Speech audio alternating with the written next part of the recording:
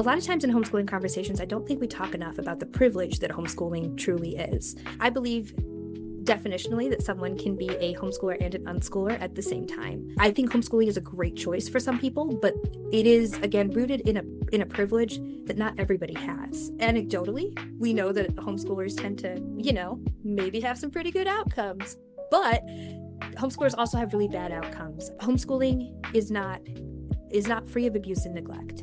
In 48 states, someone can be convicted of a violent crime against children and still be allowed to homeschool their own child. That's an incredible safety risk, especially when the perpetrator is likely someone at home.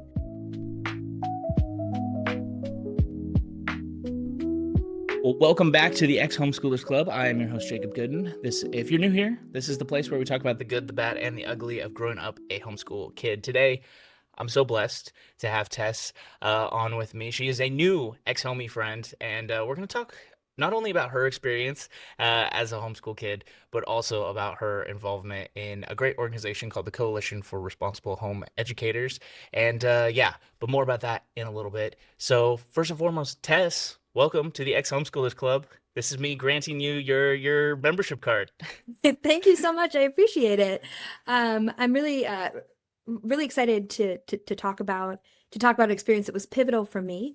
I was homeschooled for 6 out of my 12 years of education, and now working at CRHE, the Coalition for Responsible Home Education, I'm able to really center that experience, and I'm excited about our conversation today, and then what homeschooling looks like in the future too. Very cool. Yeah. Well, let's get started with your experience and kind of lay it out for me. I mean, you said it right there. So 6 out of 12 years as a homeschooler. I did a little bit more than that. But I'm trying to I think mine was 10, 10 out of the Yep. 12 years or something like that. So I got to be a little bit, but still you still got a big flavor for it. So tell me about your homeschool experience. Like, was it all the way, were the 6 years all together? Were they separated out a little bit? And just walk me through maybe like a day in the life. Yeah, absolutely. So I feel like it's always important to homeschool conversations to tell you, where I was in the United States, and also where I am in the family. So I was homeschooled. Mostly in Michigan, and I am the oldest of five children. That's not unusual. As I as I have more and more homeschool conversations. To kind of navigate that big family that big family atmosphere. But like I mentioned, I was homeschooled in Michigan. Homeschooling, I'm going to date myself a little bit. I was born in 1988, and homeschooling actually became legal here in Michigan in 1996. So I was pulled out of school right around third grade because my parents were really, really dissatisfied with the kind of the condition of the public school system. My mom talks about how, I was coming home. At first I was excited to learn, and then I was coming home bored. I couldn't tell her what I was doing in class. And, as a parent, and actually with an education background herself, that was, I think, really, really difficult for her to see, because as a parent myself now, that's terrible when you see that your kids, are disinterested and bored, and you want to fix that. So at that point, I was pulled out of school. My younger siblings, some of them stayed in school for a little bit longer, but ultimately that was kind of the beginning of my family's homeschool journey. It was right on the edge of being legal, of being legal in Michigan. So even though, 7, 8-year-old Tess didn't have that much of a recollection of that, it's been an interesting conversation with my parents as adults to figure out the loopholes they kind of went through, and the hurdles they had to overcome, because homeschooling was that important to them. And what I will say is that, I was homeschooled in Michigan, but I'm an auto industry kid. Michigan makes sense, right? And so my family actually moved around quite a bit. We moved to Japan, and then back to the United States, and then to Germany, and back to the United States. In those other countries, Germany is a great example of a place where homeschooling is actually completely illegal. So me coming in and out of the school system is also reflected of my place of where I was. As I moved between those school systems, sometimes it was, I started in a public school, I went to private school, I went to an international school. And then after coming back to the United States, I actually wound up graduating high school. I think I was one of the first virtual high school graduates as well. So that's a little bit of background about my homeschooling experience. Like I said, it moved in and out of different systems. And I think that now in my professional career, it's really important that I have um, that kind of balance of those different education modalities. That's so interesting about like I knew that in other countries homeschooling is kind of like yeah, borderline illegal or very difficult to get into sometimes. And so but yeah, I knew in Germany that it's illegal. So I'm a little curious, like I mean you had already had some public school experience, but like the transition to move to Germany, I mean, one as a kid is probably big shift, but is it then also a huge shift in the education experience to be like, okay, now I'm in German school. Yeah, so it was I attended international schools, which I mean, no language barrier, those are in English, but it is a great opportunity to connect with children who have wildly different experiences. Education modality is not the only, it's kind of not the only difference there. Going in and out of different school systems it was always challenging because it's learning a new set of norms, it's learning a new, a lot of times essentially a new language, you know, language of education. I mean, learning new social connections and everything that comes along with that. So moving in and out was definitely an experience, but I think again it was um, ultimately valuable because I think it gave me a different understanding of homeschooling as well. Because I was moving in and out of more traditional education systems, I was a little bit more familiar, I think, than some of my peers with the idea of things like standardized testing, um, grading, all of those things. I know a lot of my peers who went, all the way up through homeschooling. Some of those were really, really foreign concepts. I felt like I at least had a baseline understanding. I was gonna ask you too, because you mentioned so your mom had a little bit of an education Mhm. background. My mom a little bit similar. She wanted to be a high school teacher, and so when it came time for when she started homeschooling my sister and I was second grade, second or third grade, and my sister was in kindergarten.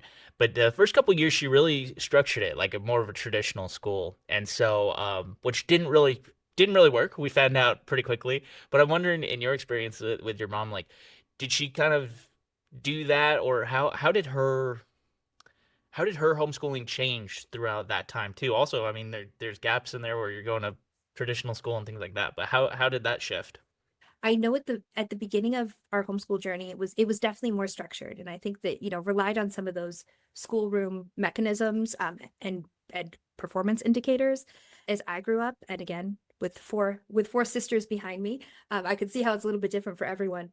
I think that my parents really started to embrace more of the unschooling kind of theory. Um, I think the more confident they got in homeschooling and just the more experiences that my family gained. I know that my youngest sister's homeschool experience probably followed unschooling a little bit more than homeschooling. If I were to really examine how those, how those looked just 8 years apart. And for you, I'm curious because I know people define homeschool and Mhm. unschool in like all these different ways. So like for you, how do you define those terms? For me, homeschooling is just any parent-directed education that happens mostly at home. Um, I believe definitionally that someone can be a homeschooler and an unschooler at the same time. So for me, unschooling means that you abandon some of those constraints around, um, I guess, assessed grade level, performance indicators, some of those academic benchmarks that are used, with the idea that a child can direct that themselves rather than the parent directed component of it. Um, those are really interesting things to look at because I think especially now with virtual schooling becoming so much more common since the pandemic, sometimes people's interpretation of homeschooling is very much just rigid classroom behavior, but sitting, kind of like you and I are sitting here right now, right? Right. We're screen to screen instead of face to face in a classroom. And unschooling takes a little bit more of that creative license. So I think that there's definitely a middle ground in there too. No, I'm probably with you in kind of that like I think unschooling is like a form of homeschool, or at Yep. least in my view, like traditional homeschool. But yeah, with the rise of like with the pandemic and now everything, a lot of things becoming virtual, and I know a lot of kids now that do like the road schooling thing where their family lives in an RV and like Yeah, yeah. but they technically go to public school, and I'm like, but they're kind of homeschooled, and it's like this weird like I'm like the lines are blurry, I guess is what I'm trying to say. Where growing up, I had this very definitive of like homeschool is mom and dad are choosing my curriculum and they're building it themselves, and they're piecing together what was working for us. And so there's this individualistic aspect to it where it's like, hey, if my kid is really into this, like we're gonna lean heavily into that. There's some customization in the homeschool world that I think lacks in the public school. That's my opinion, but Definitely. And I think that like turn that my parents took kind of towards unschooling, I definitely found it, in my later teen years as well. That's kind of self-directed education and what I was interested in, definitely was kind of a hallmark of, I feel like my teen experience in homeschooling, because I had, some of the autonomy to do that, right? And to figure out what I was interested in and what mattered to me. Uh, the challenge I think comes in that, a lot of times in high school, that's also when you are learning to um, adhere to some of those other norms as well. And so for things like math and things like science, I'm going to be honest, I was not interested. And so those things became very difficult for me, especially without the, boundaries of a classroom around that. So that's the part I think of unschooling. It sometimes becomes a little bit tricky for families, right? Because you want children to be able to explore what they're interested in, and you want them to be able to have that autonomy. But at the same time, you have to learn math. And I did, but it was a struggle. yeah, I feel you. There was definitely, I think like you, my high school experience was like a little bit of that, like there was some structure, there was some understanding of like, but my parents had a very they wanted my sister and I to be able to go to college. That was Yep. the end goal was not just get them through high school. The end goal was get them through high school and launched into whatever is next. So college, job, marriage, whatever that next step is, adulthood. And I think that kind of differentiated them from other homeschool parents who were just like, we're getting through high school and then that's it, and you're on your own and you'll figure out life. Yeah. And so because they had that structure to them, there was an understanding of like, okay, you're gonna need XYZ science. And that was explained to me. Okay, so that's important. I think I want to go to college. I'm going to need chemistry. I'm going to need biology. I'm going to need all these different things. I'm going to need all these different levels of math. And so it did help. I think it helped me actually because it gave me that motivation of like, if I want to launch successfully, I'm going to need this. Yeah. And Yeah. even if it's just kind of a like learn it to regurgitate it type of situation, I need to be able to do that to get to the next level of life. Maybe not the healthiest way to look at it, but it was definitely that was my experience with it. And Yeah. so I'm wondering for you, like, did your parents have a similar desire to not only see their kids graduate, but then like I'm gonna say successfully, but launch into the real world? Definitely. I think a lot of commonalities in that story as well. I remember, as a teenager, fighting with my mother about doing math because that's what we do. And that was a part of it, is that Tess, you need to go to college. Tess, you need to, kind of take that, you need to kind of take that next step. So both my parents have 4-year, have 4-year degrees. They actually have master's degrees. I undercut them there a little bit. So both my parents have professional degrees. And so it was always kind of assumed that college was the next step for us. And that was definitely for my sisters and I, held as sort of the common step that happened after high school. I think that in the entire education landscape right now, the conversations we're having with students are a lot different about what you do after high school. I think that there's a lot more conversation about things like trade schools and training, or these secondary options that are not just 4-year universities. But for me, back in the early 2000s, dating myself again there, that was really what was, assumed was that you went to college right after high school.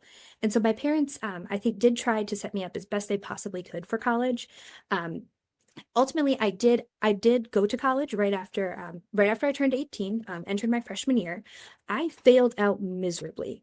I think that for me, being able to direct my own education so much, in high school, and not having a ton of experience in kind of what you said, like the regurgitating part of it, was really, really hard for me. I struggled to function in a classroom environment, it- because I just wasn't used to it. On a very frank level, I also wasn't used to having to do things that I wasn't interested in and didn't want to do. And sometimes that's a reality of classes in college, right? Is that you just have to do it. And ultimately, I think I struggled socially as well because coming from coming from a homeschool experience, and while I was connected in terms of a lot of the artistic pursuits that I was interested in at the time, it's still a lot different to function in that type of peer environment. So um, I did go to college. My parents set me up for it, like I said, as best they possibly could. But it was not the fit for me in any way, shape, or form at that time in my life. I don't necessarily blame homeschooling for that experience. I think there were a lot of factors in there. But it is an interesting thing to consider about had I had a more traditional education experience or even a high school experience, how that might have been how that might have been different. Yeah. But what I will say is that once I failed out miserably. Um, I do credit homeschooling with getting me kind of getting my feet under me and figuring out what it was I wanted to do next. Um, I was always very empowered to pursue opportunities that I was interested in and to kind of work creatively outside the bounds of a traditional education, or in this case, a traditional professional career. So I started my nonprofit journey because I was teaching art classes at a local YMCA, and then just really kind of fell in love with nonprofit work, the way that we fill this critical gap between what society is able to offer and what policy can't meet. And really, I launched my professional career at a YMCA. So I'm happy to, be on the other side of that, be on the other side of that now. I'm 37 years old. I'm the executive director of the Coalition for Responsible Home Education. And I'm actually back in school now. So maybe I will get that college thing done eventually. That's so interesting. Like you said a lot of things there that I'm like, okay, I want to touch on all these different things. But Yeah. so one, I mean, I remember too, like my freshman year of college, similar to you, I didn't I I don't think I struggled nearly as much. And part of that, I had some in classroom experiences in my later high school years where I was going to a classroom or I was taking some kind of class, and so I had a little bit of structure, and I think of like understanding what that looked like. And so when I got to college, I was like, I struggled with the like similar to you of like, I'm not interested in this. So like, why would I even bother waste my time with it? And then other things I was just like way smarter than the class. Like, and I don't say that to be like, to be boastful, but like I took an intro to business class and I was like, I had already run multiple businesses in high school. And I was like, I know all this stuff. I could have tested out of this very Yeah. easily. And the professor hated me because I just was like, well, that actually doesn't work. Like I pushed back on like every idea he had, kind of a thing. Um, to the point where Yeah. he was just like, shut up and listen. And I'm sure there were things that I did not know, being 18 and thinking you know everything in the world. But it Yeah. was definitely Right. like it was frustrating because I had been used to that much more unstructured environment where it was like it was okay to push back on ideas and it was okay to Oh, just like yeah. go do things and test and experiment, and there wasn't formulas for like this is gonna work and this isn't gonna work. Like it was just all about like going and doing that. Um, I'm interested. Yeah, you talked about working in the YMCA. Is that something that had started previous to college, where you had been involved in like community type things like that, or how did you find that, and how did you get involved in the nonprofit stuff? I'm always interested, where those passions kind of spring from. I was always involved artistically. Dance, visual art, theater, whatever sort of artistic mechanism I could get my hands on as a child, and into young adulthood. I was very, very involved that way. There wasn't necessarily an intersection with nonprofit work, but I was, like a lot of us, I was raised in the church, and so that idea of service to others was something that was deeply deeply ingrained in me from a young age. I'm part of the ELCA Lutheran Church. That's the church I grew up in. And so that, again, the idea of service to others um, was deeply familiar to me. Working at the YMCA was my first nonprofit experience. And it was interesting because it was a combination of that, service to others that I had been raised with, but with a larger community lens to it as well. And I think it was important for me to see these large structures of support that exist within American society that help so many people. I wasn't in traditional school in the United States. And so I don't think I realized all of these other, again, just structures of support that kind of exist both for kids and for families. And so for me, working at the YMCA for a long time, and then I worked for an organization called Girls on the Run, and then I worked for the Boys and Girls Club as well. So my entire professional career really has been dedicated to that idea of these systems of support that happen in communities that are outside of the traditional school system. Um, I think as homeschoolers, sometimes there's a large there's somewhat of a fear of the public school system, but sometimes there can also be a distrust of these other organizations that are kind of at that same juncture. I'm a firm believer that education doesn't just happen inside classroom walls, and especially seeing how so many people, so many of my peers accessed all of these resources through organizations like the Boys and Girls Club and like the YMCA was important for my larger understanding of it. It's so interesting. Like you mentioned, like like some of the failing, not I'm gonna say failings of schools, but like those things that are missing, those pieces that are missing that are getting met with things like the YMCA in Society Boys and Girls Club. I worked at a library while I was in high school, and it was right next to the Boys and Girls Club, and they would come and they would do things with us at the library, and we would go support them in the ways we could with story time or whatever. And I remember that was like a big shifting point, similar to you, where I was like, I saw also you were working at the library. I don't think people realize how much services the library offers, of like when it Oh, comes it's to not just taxes books. or It's not. internet access. Yeah, like it's insane. The library of things, like just the sheer amount of things that your library provides for you is insane. And so it kind of clicked in my brain, I think, when I was like 16, 17 years old, of like, oh, there are these things that exist that are like filling these gaps in the world. It clicked in my brain the importance of those things that I think gets lost a lot of times for people, where they just see big numbers going, and sometimes they're not big numbers, but big amounts of money going into these things that they're like, I'm not seeing any return on this investment, so to speak, right? And it's like you're not it's different. It's like I'm trying to think of the way how I know I've phrased this much better in the past, and I'm jumbling my words here, but like there is a net positive to the education and the support that these programs bring to the world. And so anyway, so I commend you for that work, for sure, because it takes tough people to do those jobs. Yeah. Yeah, I really and that's really what brought me to my current role at the Coalition for Responsible Home Education. We are a 501(c)(3) organization. Um, and our mission is to empower homeschooled children in a lot of different capacities. And so I'm happy that I'm able to bring that kind of all of that nonprofit experience, but really elevate again one of my pivotal life experiences as well. So it's been interesting to kind of connect those dots as an adult. Well, let's kind of get into, and actually before we get into Coalition more, I want to talk to you really quickly about, because I know you're a mother Mhm. with some kiddos and your kids are in public school. What went into the decision to put your kids in public school, and how has that been? Did you think about homeschooling them? Yeah, definitely. And I appreciate the question because especially I spend, as you know, Jake, I spend all my time talking about homeschooling now. Yeah. But it's not something that I do as an adult. I think there's a couple pieces of it that are important to consider, just frankly in the larger homeschooling conversation as well. Um, I guess at the base level, homeschooling was never really an option for me. I became a single parent when my daughters were very young, and a lot of times in homeschooling conversations, I don't think we talk enough about the privilege that homeschooling truly is.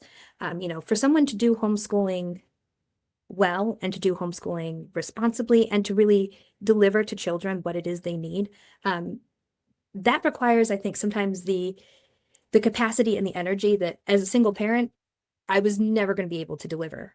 So for me, it was not even really there wasn't really a decision around it. It was never an option, if that makes sense. But from the time my daughters were young, I did navigate something that was kind of brand new to me, as because it wasn't something that I had experienced as a child. So even before public school, I had my daughters in in daycare. I was a single parent at the time, and I actually accessed resources through Michigan to help me pay for daycare.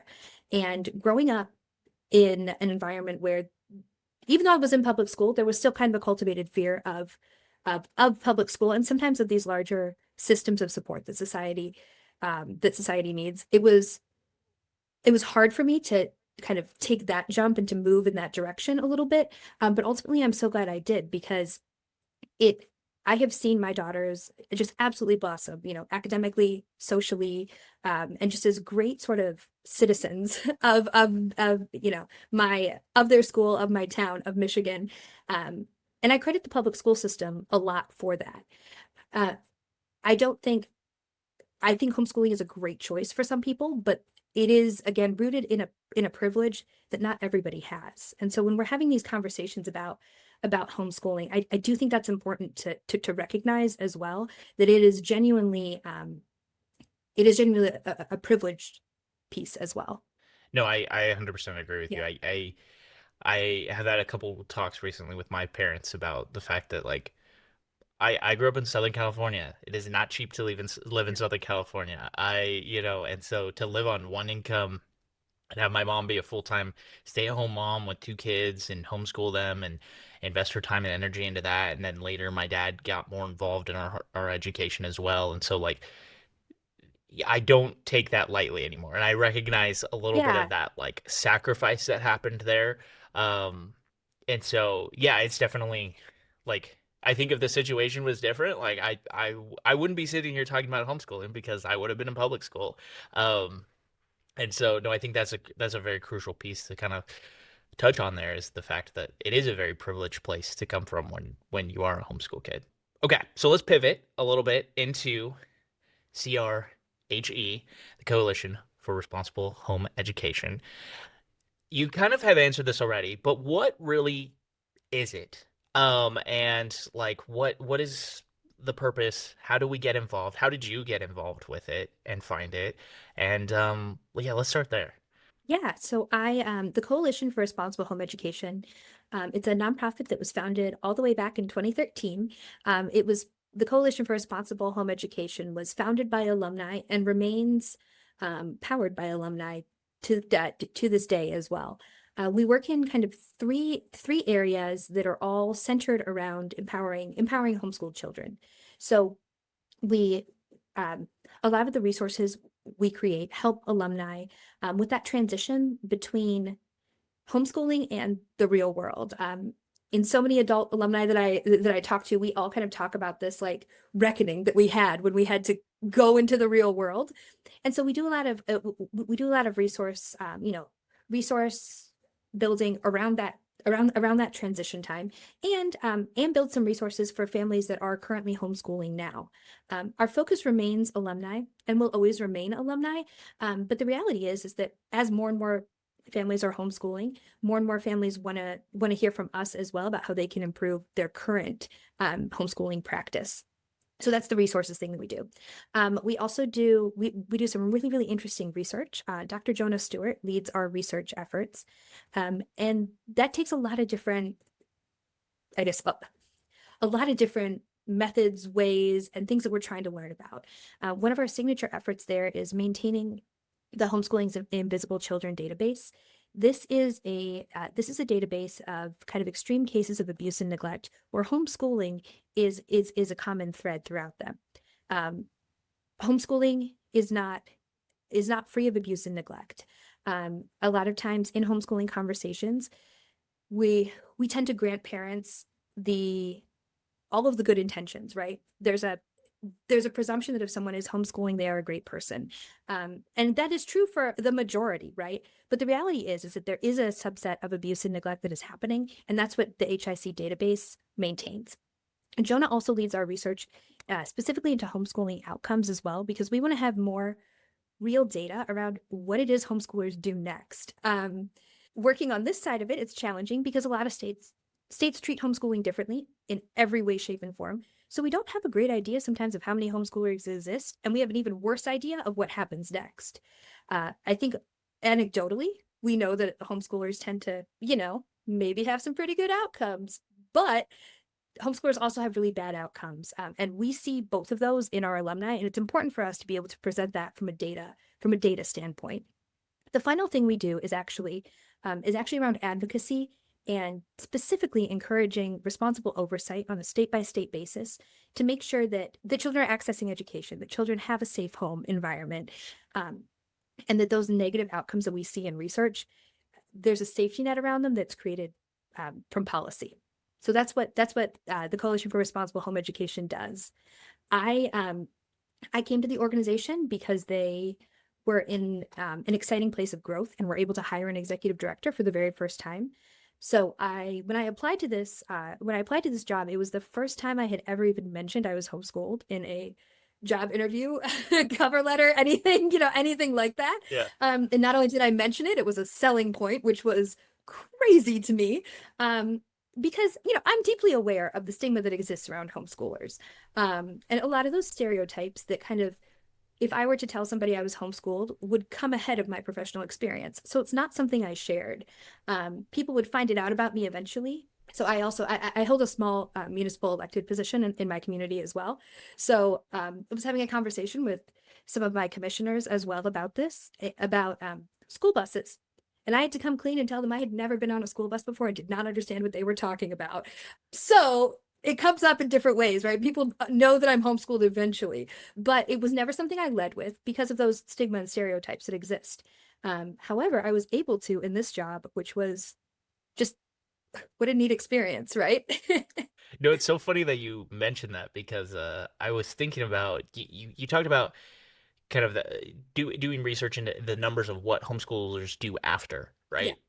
And I know for me, when I got to college, I hid that I was a homeschooler. I did not want to be the weirdo homeschool kid that everyone was like, he's going to be antisocial and he's going to be whatever. I just told people I went to private school because that's what my Okay. mom had always told me growing up. Yeah, hey, if you're out and people ask you about your education or whatever. Not that we were really afraid of truancy officers or anything like that, but she also didn't want us to get in trouble if we, ran an errand for her or whatever during traditional school hours. And so she would always say, just, tell people you're in private school kind of a thing. And usually people will look the other way, like they're just kind of Yeah. move on from it or whatever. And so anyway, so I just took that into college, and so many of my friends and the people who have been on the show previous, similar deal. They're like, I got out of it and then I never wanted to talk about it ever again. And I had one lady on early on this show who she had not thought about it for many, many years. And it kind of like almost blacked it out that she was like a homeschool kid. And she's like, and then it all started coming flooding back when she got connected to the show and things like that. And so it was interesting to talk to her because as we were talking, I could see like it lighting up in her brain of like, I remember this thing that happened and all these, and she had Yeah. just Yeah. kind of removed all of that from her life. Is that's not a defining factor of who I am any longer. And so I wonder if that plays any role in those numbers that you guys are pulling there. But Exactly, right? Yeah. so funny to then go into a job interview and it's like that's actually the selling point of getting the job is like, hey, this was me. Yep. So let's talk a little bit about like how people like myself can get involved or at least like learn more about it. Like I know you guys have a website and I'm gonna link it down below. It's Responsible Education. Is that what it is? No. Well, so it's actually if you just use our abbreviation CRHE.org, you can get there. It's the Coalition for Responsible Home Education is what those letters are. And so aside from that though, how can alumni get involved? What are you looking to, you know, what are you needing from us? I guess that's the question there. Yeah, thank you for that. So I mentioned like, we do a lot of work in resources and creating resources. We love hearing from alumni what would help them in terms of research as well. A lot of that research is alumni driven. So if people connect to us and get on our lists, you'll see not just our projects, but we are kind of a nexus of alumni for a lot of different researchers as well. So there's an archivist in Wisconsin who reached out to me because she wants to capture stories of homeschoolers in Wisconsin. So all of these really neat research projects kind of come through us. So if alumni dial into what we're doing and join our mailing list, they'll have the opportunity to share their stories and kind of contribute to this larger methodological research that's happening across the country. Homeschooling is the fastest growing education modality in the US right now, and alumni have the opportunity to be on kind of the inside of that research as it's happening.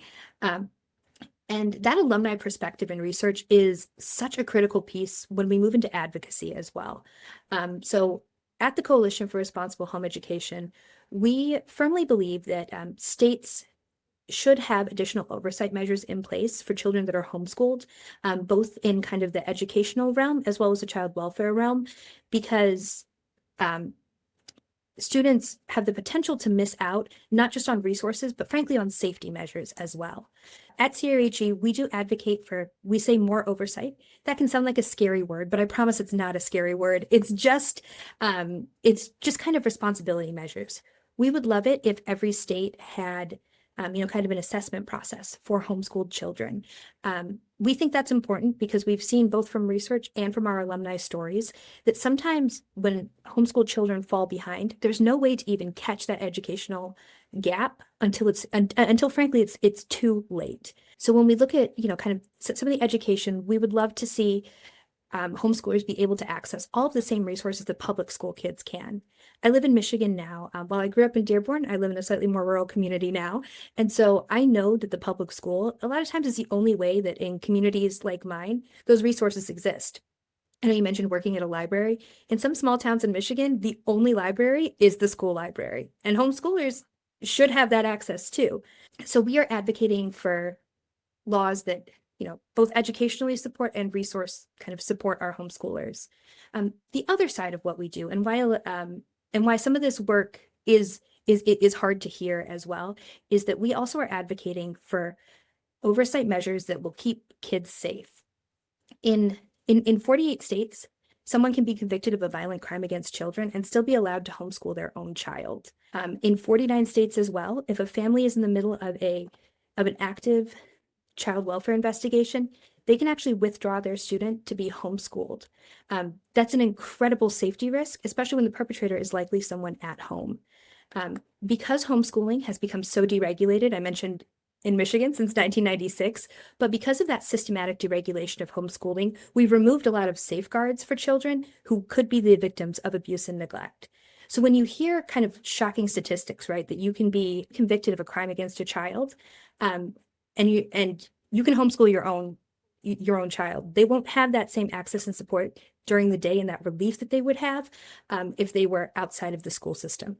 So when we're talking to legislators, we're also talking about some very scary but very impactful work as well. And to be frank, we need alumni at the table. Most homeschooling policy and law is legislators who have never been homeschooled and will never homeschool their own children, talking to parents who are actively homeschooling. And the place that we are not talking is people who have the lived experience of being homeschooled.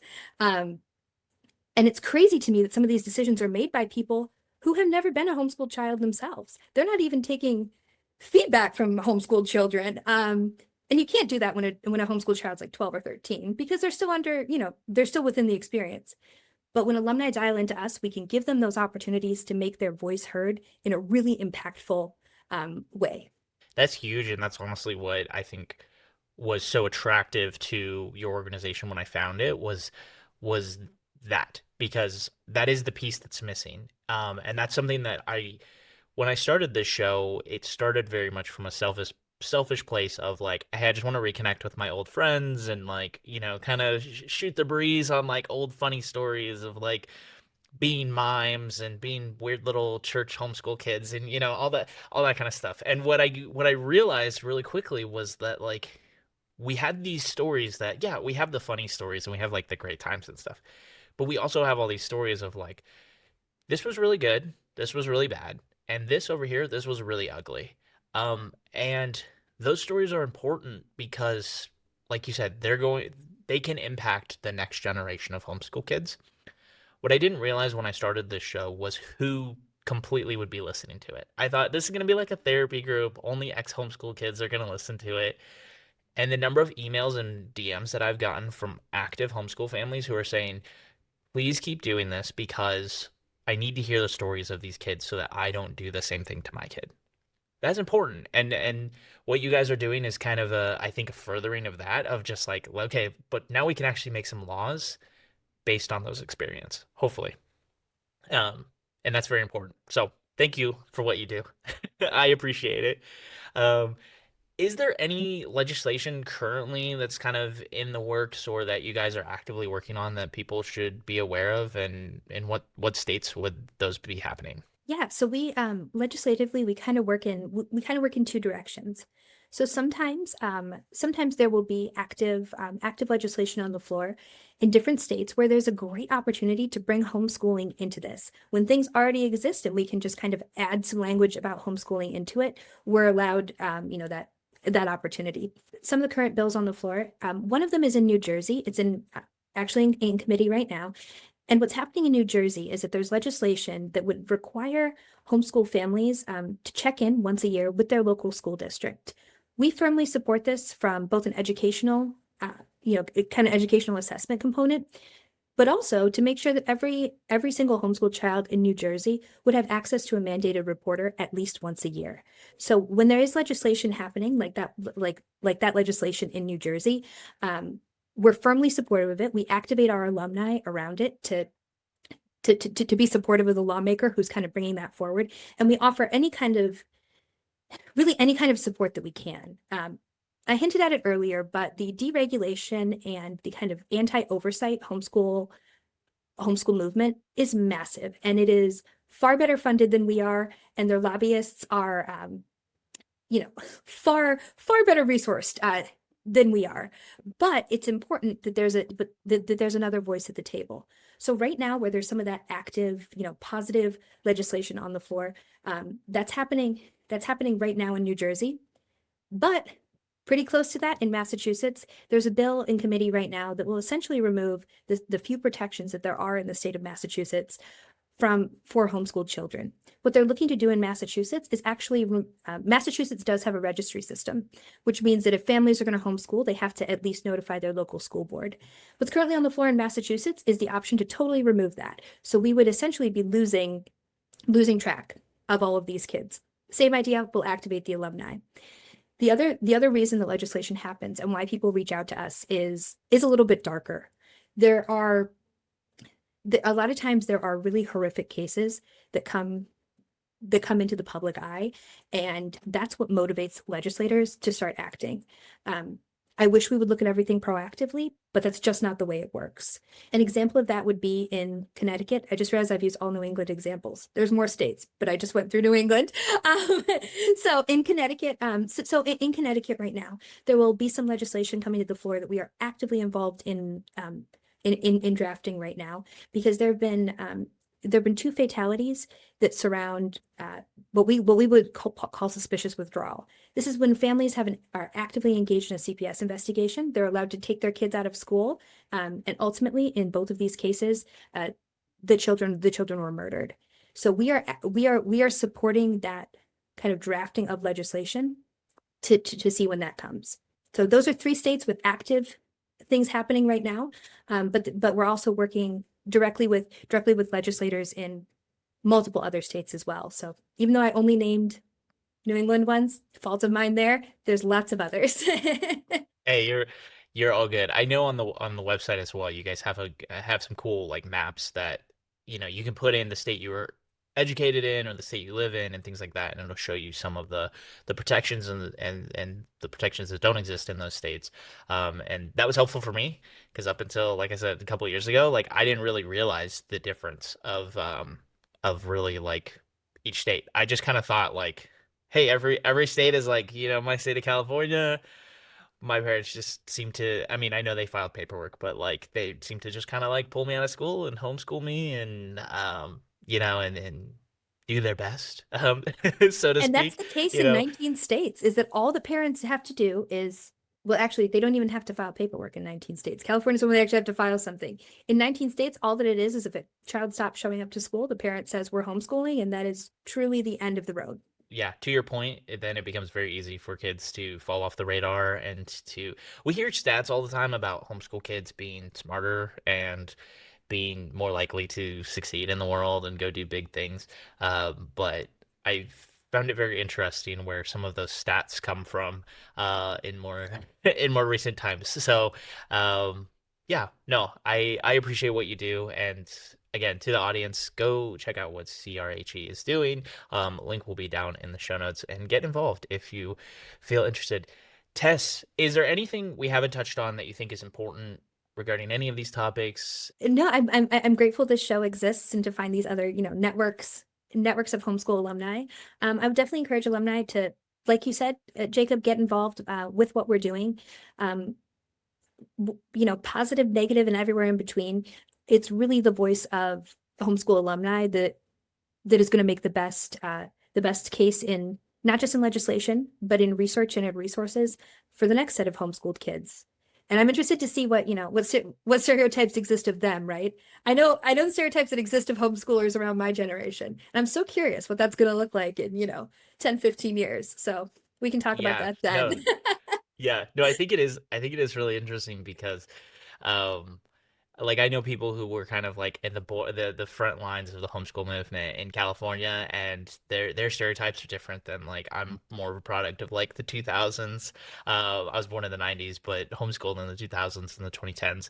Um, and then now even knowing kids that are in the 2020s being homeschooled, and I'm like, you got a whole nother set of weirdness on ya. Um, I joke with one of my friends that we homeschoolers have this we have a smell to us, and we can sniff each other out in a crowd pretty quickly. So um Yeah, and my staff and I, we say weirdo, with all the positive connotation that there is, right? same, yeah, And same, we all exactly. identify with that. Everybody is weird, but like there's a specific homeschool weirdo that is like, I think going back to kind of some of those previous comments of like, I was ashamed of that for a number of years, and now I feel like I've chosen to embrace that in my life, of like, this is a part of who I am, and I'm not gonna run from it anymore. So Yeah, again, Tess, thank you so much for coming on and sharing your experience and what you do, and how others can get involved. I'm looking forward to continuing like watching what you guys are doing, being involved how I can, and yeah, this has been fantastic. Thank you again. awesome. Thanks so much. I appreciate it.